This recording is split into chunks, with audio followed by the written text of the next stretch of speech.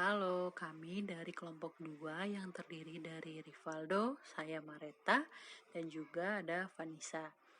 Kami akan membahas mengenai pandangan tentang manusia dalam konseling behavioristik.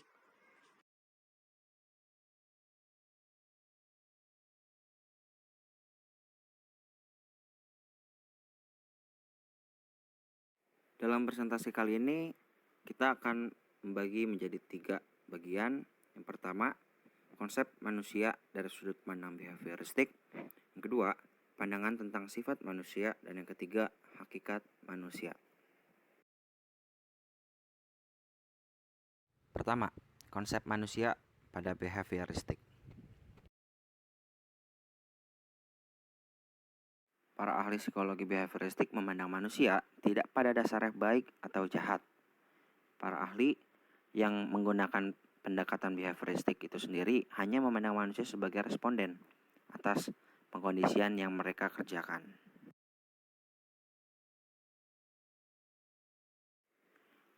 Pada slide ini kita lihat 4 teori yang dikutip dari buku Dustin dan George 1977, hasil kutipan George dan Christiani pada tahun 1981. Pada poin pertama, dijelaskan bahwa manusia pada dasarnya bukan individu yang baik atau yang jahat, tapi sebagai individu yang selalu berada dalam keadaan sedang mengalami, yang mana manusia itu sendiri memiliki kemampuan untuk menjadi sesuatu pada semua jenis perilaku. Manusia yang netral, yang pada dasarnya bukan baik atau yang jahat, tapi dinilai dari apa yang mereka munculkan sebagai perilaku mereka. Teori kedua, manusia mampu mengkonseptualisasikan dan mengontrol perilakunya sendiri. Dijelaskan bahwa manusia pada dasarnya memiliki kehendak, yang mana mereka mampu mengetahui apa yang benar dan apa yang salah untuk dikerjakan. Dan mereka juga dapat mengendalikan atau memunculkan sesuatu berdasarkan kehendaknya sendiri. Teori yang ketiga, manusia mampu memperoleh perilaku yang baru. Pada teori ini, kita mengetahui bahwa manusia memiliki proses untuk belajar. Ada proses belajar dalam hidup manusia, yang mana perilaku manusia dapat terus diperbaharui, dapat terus berubah. Yang keempat, manusia bisa mempengaruhi perilaku orang lain sama halnya dengan perilaku yang bisa dipengaruhi oleh orang lain. Teori keempat, manusia dapat mempengaruhi dan dapat dipengaruhi.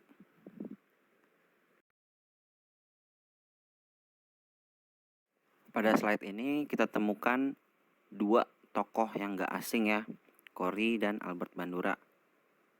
Dalam buku Corey tahun 1991 mengemukakan bahwa pada terapi perilaku yang ia lakukan, ia menemukan bahwa perilaku manusia timbul atas hasil dari proses belajar.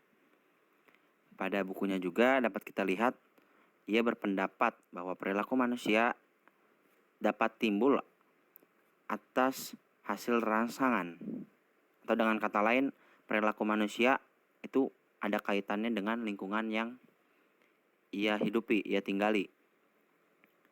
Berdasarkan pendapat-pendapatnya, dapat kita simpulkan bahwa perilaku yang dimunculkan manusia itu sangat kompleks. Kita lihat pada teori Albert Bandura, teori sosial belajarnya.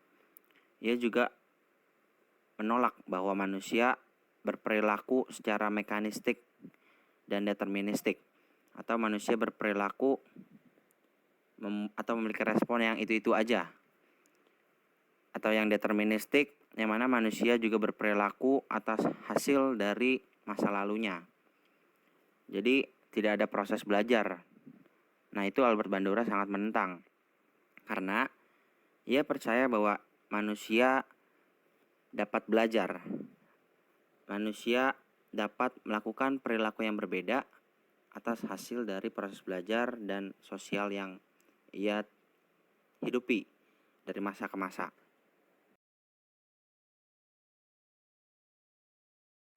Selanjutnya perlu kita ketahui, behaviorisme muncul sebagai kritik lebih lanjut dari strukturalisme Wundt dan pengikut-pengikutnya. Karena teorinya Siwon dan pengikutnya itu menjelaskan bahwa manusia terdiri dari elemen-elemen kesadaran yang terstruktur.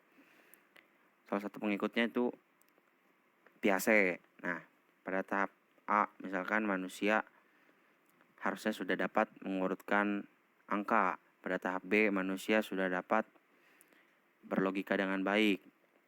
Pada tahap C, manusia dapat berpikir kritis dan sebagainya. Jadi, behaviorisme sangat menolak atas pandangan-pandangan itu.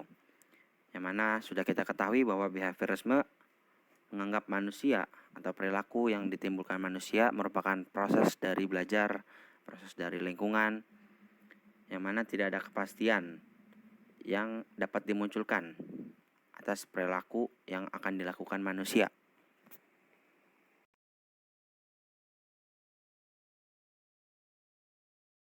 Selanjutnya yang kedua yaitu mengenai pandangan tentang sifat manusia. Landasan dasar terapi tingkah laku ini yaitu pendekatan behavioristik. Pendekatan ini menganggap bahwa manusia pada dasarnya dibentuk dan ditentukan oleh lingkungan sosial budayanya. Segenap tingkah laku manusia itu dipelajari.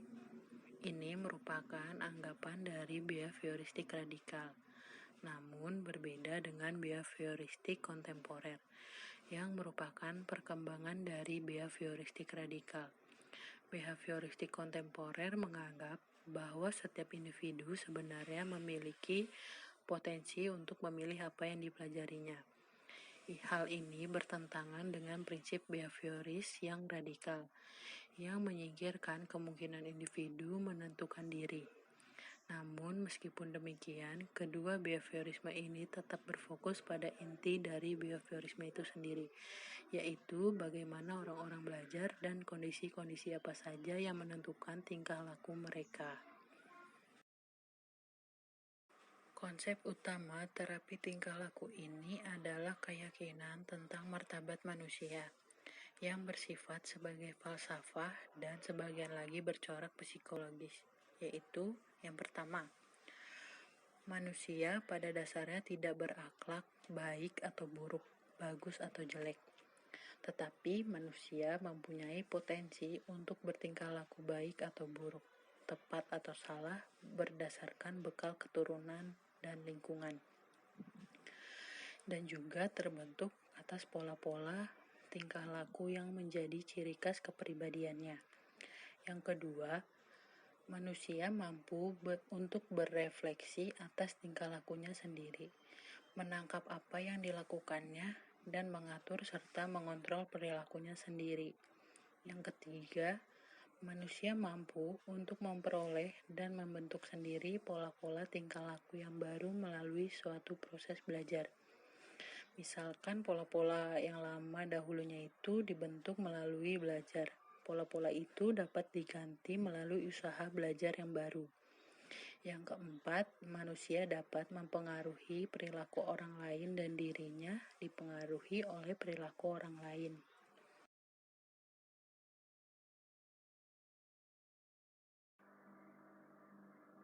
Kemudian yang ketiga yaitu hakikat manusia.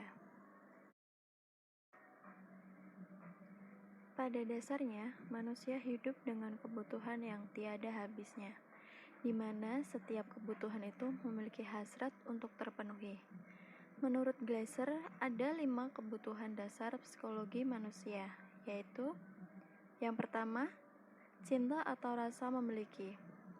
Manusia memiliki hasrat untuk dicintai atau mencintai, dimiliki atau memiliki, dan keterlibatan dengan orang lain. Dengan adanya kebutuhan ini, manusia akan saling melengkapi dan merasa dihargai. Kemudian yang kedua yaitu kelangsungan hidup, yakni suatu kebutuhan yang menunjang kebutuhan hidupnya, seperti kesehatan, makanan, perlindungan, rasa aman, dan kenyamanan fisik. Lalu yang nomor 3 ada kekuasaan dan prestasi. Kebutuhan ini seperti kebutuhan untuk berprestasi, mendapatkan pengakuan, dan merasa berharga. Contohnya yaitu menjadi juara dalam kompetisi, memimpin suatu organisasi, menyelesaikan tugas sebaik mungkin, kemudian menjadi tempat bertanya atau meminta pendapat. Yang nomor 4 yaitu kesenangan. Kebutuhan untuk merasakan kesenangan ini bisa didapatkan dengan banyak kegiatan, misalnya bermain, bercanda, dan berlibur untuk menghilangkan kepenatan yang ada. Nah, kemudian yang terakhir yaitu yang nomor 5, ada kebebasan.